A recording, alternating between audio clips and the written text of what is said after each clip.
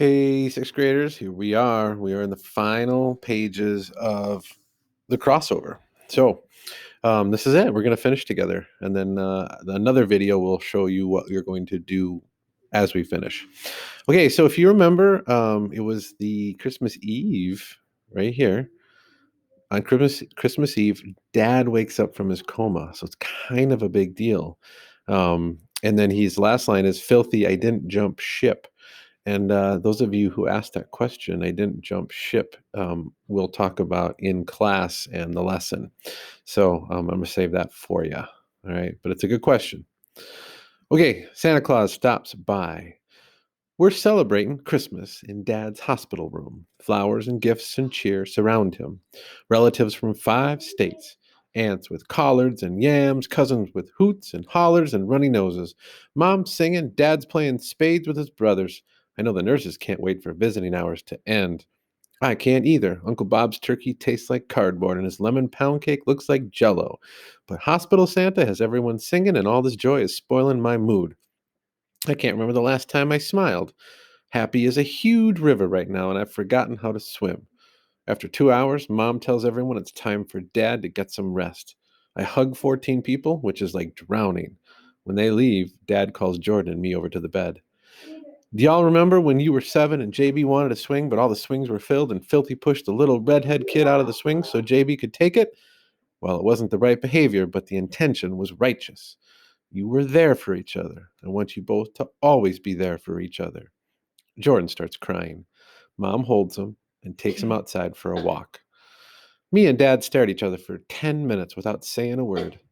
I tell him I don't have anything to say. Filthy, silence doesn't mean we have run out of things to say, only that we are trying not to say them. So let's do this. I'll ask you a question, then you ask me a question, and we'll just keep asking until we can both get some answers, okay? Sure, I say, but you go first. Questions. Have you been practicing your free throws? Why didn't you go to the doctor when Mom asked you? When is the game? Why don't you ever take us fishing? Does your brother still have a girlfriend? Are you going to die? Do you really want to know? Why couldn't I save you? Don't you see that you did? Do you remember I kept pumping and breathing? Aren't I alive?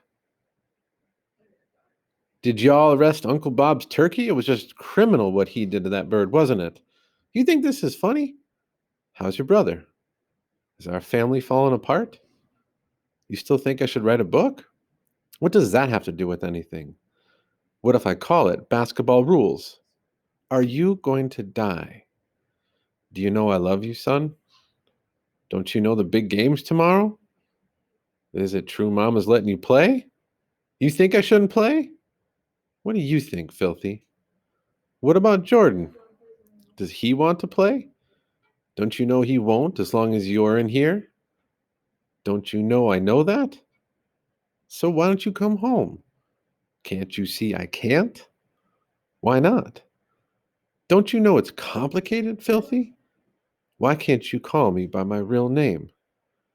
Josh, do you know what a heart attack is? Don't you remember I was there? Don't you see I need to be here so they can fix the damage that's been done to my heart? Who's going to fix the damage that's been done to mine? Tonka for language arts class.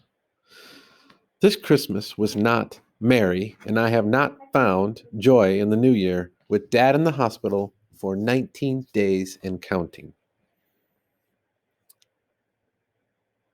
So Tonka is a style of poem. I'll let you guys ask that question.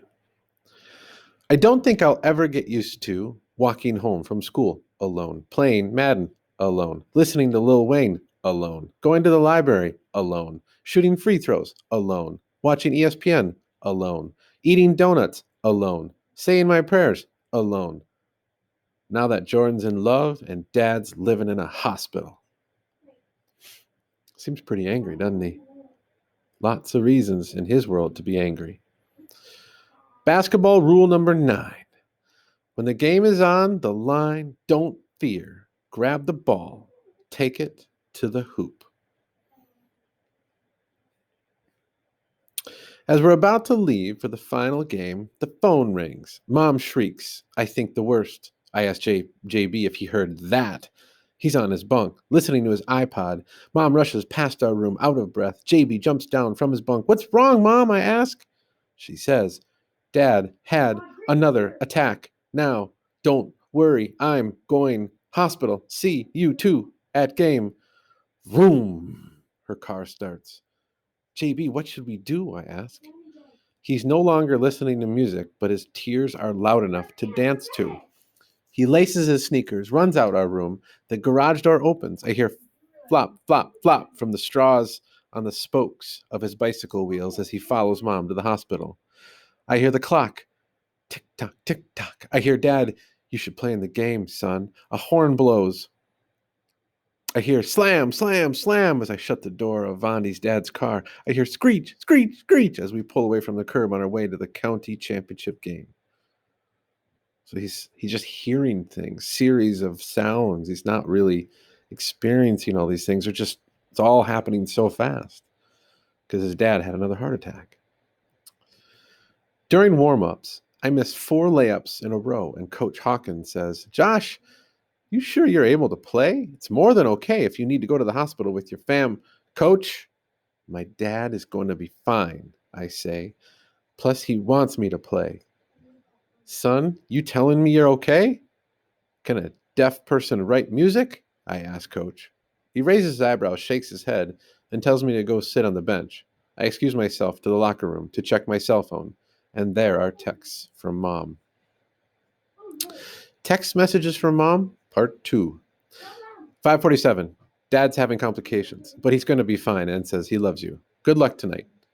Dad's 5:47. Gonna be fine. Jordan says he still doesn't feel like playing, but I made him 5:48. Go to the game to show support. Look for him and don't get lazy on your 5:48 crossover.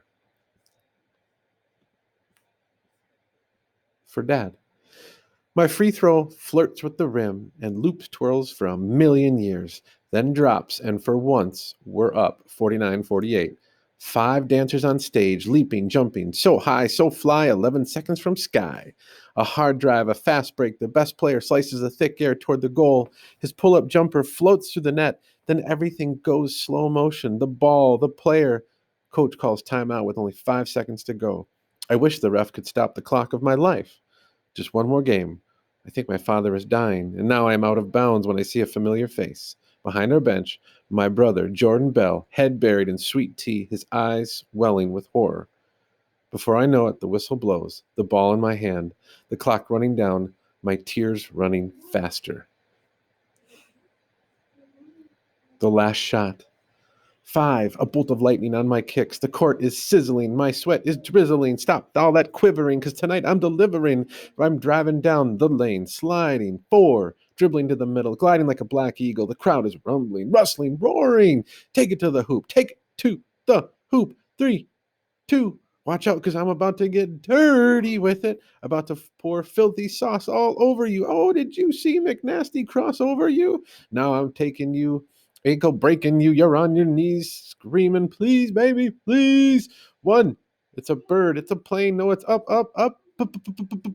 My shot is flowing, flying, fluttering. Oh, the chains are jingling, ringling, and swingling. Swish. Game over. Overtime.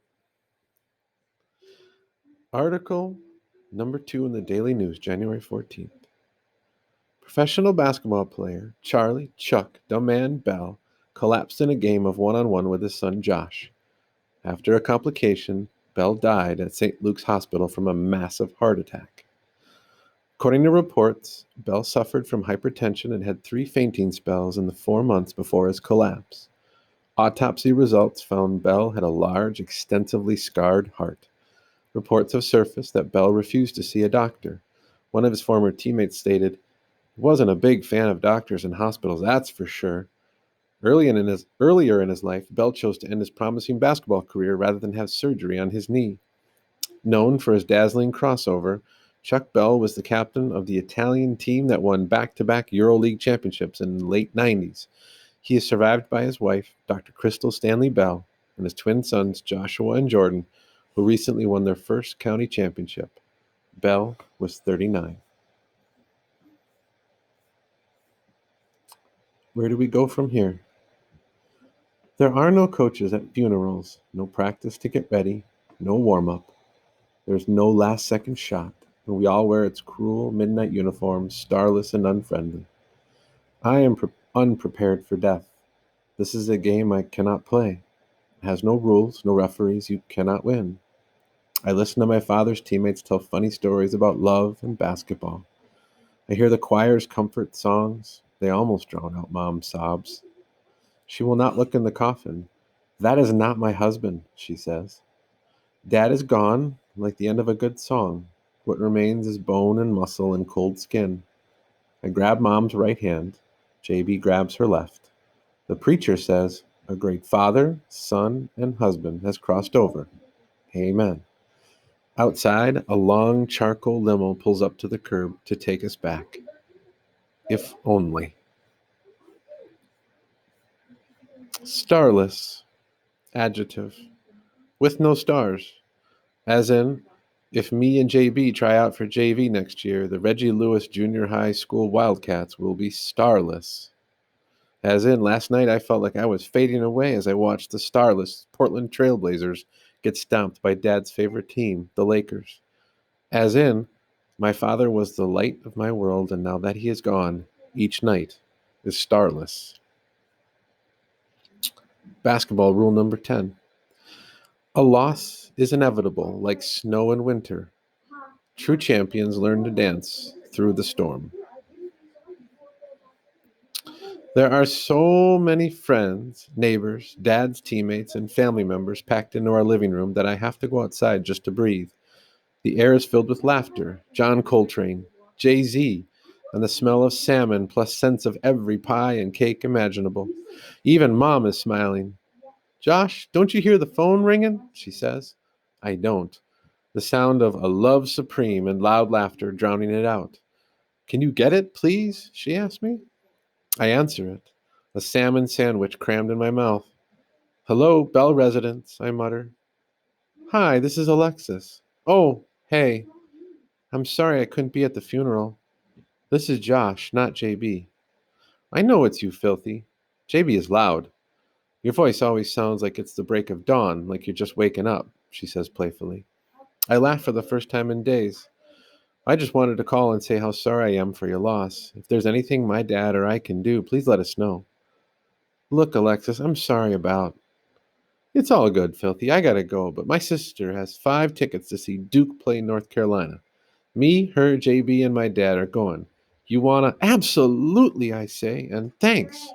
Right before Coach Hawkins comes my way with outstretched arms and a bear sized hug, sending the phone crashing to the floor. On my way out the door to get some fresh air, Mom gives me a kiss and a piece of sweet potato pie with 2 scoops of vanilla soy ice cream. Where's your brother? She asks. I haven't seen JB since the funeral, but if I had to guess, I'd say he's going to see Alexis. Because if I had a girlfriend, I'd be off with her right about now. But I don't. So the next best thing we'll have to do. Free throws. It only takes me 4 mouthfuls to finish the dessert. I have to jump to get the ball. It is wedged between rim and backboard, evidence of JB trying and failing to dunk.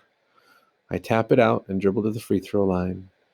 Dad once made 50 free throws in a row. The most I ever made was 19. I grip the ball, plant my feet in the line, and shoot the first one. It goes in. I look around to see if anyone is watching. Nope, not anymore. The next 12 shots are good. I name them each a year in my life, a year with my father. By 27, I am making them with my eyes closed. The orange orb has wings like there's an angel taking it to the hoop. On the 49th shot, I am only slightly aware that I am moments from 50. The only thing that really matters is that out here in the driveway, shooting free throws, I feel closer to Dad. You feel better? He asks. Dad? I say. I open my eyes and there's my brother. I thought you were. Yeah, I know, he says. I'm good. You? I ask. He nods. Good game last week, he says. That crossover was wicked. Did you see the trophy? I ask. He nods again, still protecting his words from me.